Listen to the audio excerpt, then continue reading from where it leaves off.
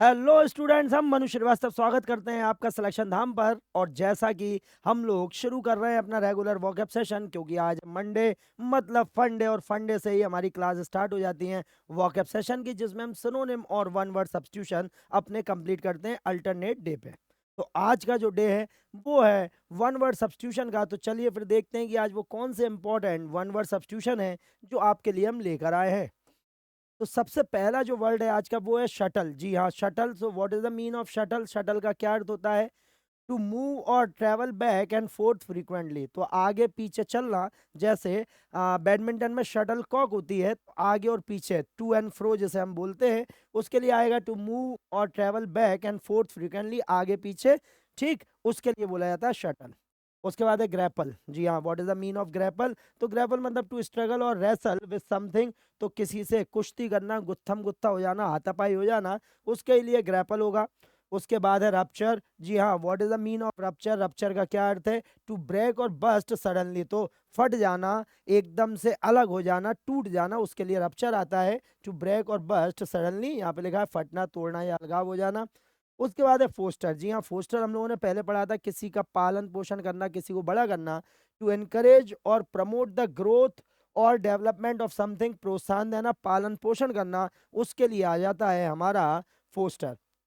उसके बाद है एडवेंचरस। ठीक है, तो विलिंग टू टेक रिस्क और ट्राई न्यू आइडियाज, साहसिक कार्य करना, उसके लिए एडवेंचरस आ जाएगा, जिसमें मजा आए और व्यक्ति अपनी मर्जी से कुछ ना कुछ रिस्की परफॉर्म करे। ठीक, उसी के लिए आएगा।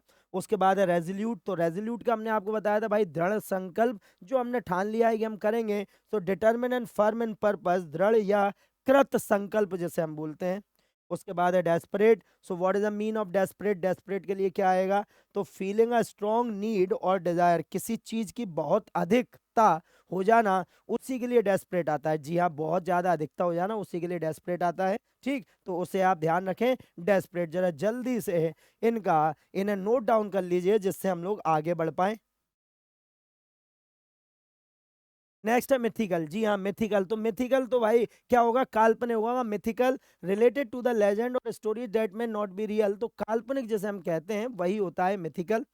उसके बाद है एपिलॉग। इंपॉर्टेंट वर्ड है, देखिए, एपिलॉग, प्रोलॉग, मोनोलॉग, ड्यूलॉग, ये सारे के सारे आपको हर साल किसी ना किसी एग्जाम में पूछे ही जाते हैं, तो आप इन्हें ध्यान रखें। Epilogue, a speech bye an actor at the end of the play, तो उपसंहार, भरतवाक जैसे हम बोलते हैं, लास्ट में जब कोई स्पीच दी जाती है प्रोग्राम के, तो उसे हम एपिलॉग बोलते हैं। प्रोलॉग, तो an introduction at the beginning of a play और बुक, तो भाई जब शुरू में किसी किताब के बारे में कुछ बताया जाता है तो उसे प्रोलॉग बोलते हैं, प्रस्तावना जैसे हम बोलते हैं। ठीक, उसके बाद फिर जो नेक्स्ट वर्ड है वो है मोनोलॉग। मोनोलॉग का क्या अर्थ है? A long speech by one actor in a play और फिल्म, तो भाई मोनोलॉग का मतलब होता है जो एक व्यक्ति भाषण देगा, स्वागत भाषण जैसे हम बोल सकते हैं। Long speech by one actor in a play और फिल्म मोनोलॉग जैसे कहा जाएगा। उसके बाद है डियोलॉग। जी हाँ, डियोलॉग मतलब दो लोगों के बीच में कॉन्वर्सेशन जो हो रहा है, a conversation between two character in a play और परफॉर्मेंस, उसे बोलते हैं डियोलॉग। ठीक है, तो डायलॉग जहां पर आ रहा है, लॉग आ गया मतलब वहां बोलने के लिए कुछ होगा, तो एपिलॉग, प्रोलॉग, मोनोलॉग और डियोलॉग। ठीक है। प्रीफेस। प्रीफेस क्या है? Authors explanatory remarks eight the beginning of a book, तो भाई ऑथर जब कुछ लिख देता है किसी भी पुस्तक में पहले, तो उसी को, जिससे ये पता चलता है कि पुस्तक किस बारे में कैसे लिखी गई, ये सब प्रीफेस कहलाता है। क्या कहलाता है? प्रीफेस कहलाता है। जरा जल्दी से इसे नोट डाउन कर लीजिए, बहुत जल्दी से नोट डाउन कीजिए, जिससे हम लोग आगे बढ़ पाए। उसके बाद है फॉरवर्ड। जी हाँ, FORWARD, जो फॉरवर्ड है वो एक तरह से अपभ्रंश है उसका, सही फॉरवर्ड यही होता है, FORE। तो फॉरवर्ड एंड इंट्रोडक्शन और comments written by someone other than the author at the beginning of a book, तो भाई जब कोई और लेखक के अलावा कोई और अपनी बातें लिखता है पुस्तक में शुरुआत में, तो उसी को हम फॉरवर्ड कहते हैं। ठीक है। उसके बाद है ईडोग्राफ। जी हाँ, आइडियोग्राफ भी कई जगह से बोला जाता है, वैसे ईडियोग्राफ होता है ये। तो ईडोग्राफ मींस क्या होगा? इंस्ट्रूमेंट फॉर कॉपिंग ड्राइंग्स, तो जब कोई ड्राइंग को कॉपी करने का जो मशीन है उसी को हम ईडियोग्राफ बोलते हैं। उसके बाद है इलेक्ट्रोमीटर। ठीक है, इलेक्ट्रोमीटर, ELECTRO इलेक्ट्रोमीटर, तो an instrument for measuring gaseous pressure, तो गैसीय दबाव को नापने का जो यंत्र है उसी को हम बोलते हैं इलेक्ट्रोमीटर। उसके बाद है मोनोटोनस। जी हाँ, what is the mean of monotonous? Never changing and therefore boring, नीरस जो है, जहाँ कुछ भी चीज चेंज नहीं हो रही है, आप बोर हो चुके हैं, मोनोटोनस उसी को कहा जाता है। ठीक है, उसके बाद है आउटडेटेड। जी हाँ, so what is the mean of outdated? तो आउटडेटेड मतलब जो फैशन में नहीं है, ओल्ड फैशन और नो लॉन्गर रेलिवेंट, अप्रचलित या पुराने ढंग का। ठीक है, उसके बाद फिर है impractical. Yes, so what is the mean of impractical? तो नॉट सूटेबल और realistic in a particular situation. तो भाई नॉट सूटेबल है, ठीक है, रियलिस्टिक नहीं है, उसी को हम बोलते हैं इम्प्रैक्टिकल, जो सच नहीं हो सकती, अव्यवहारिक, जो व्यवहार में नहीं आ सकती, जिन्हें नहीं किया जा सकता, अंजाम नहीं दिया जा सकता, उसी के लिए इम्प्रैक्टिकल वर्ड आता है। ठीक है,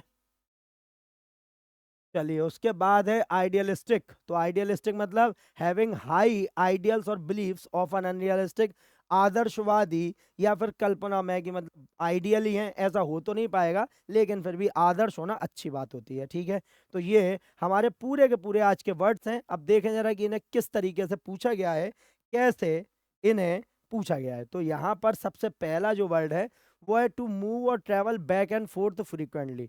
तो भाई ध्यान रखेंगे, इसके बारे में बात हुई थी अपनी कि इसे हम लोग करने वाले हैं शटल। क्या करने वाले हैं? शटल।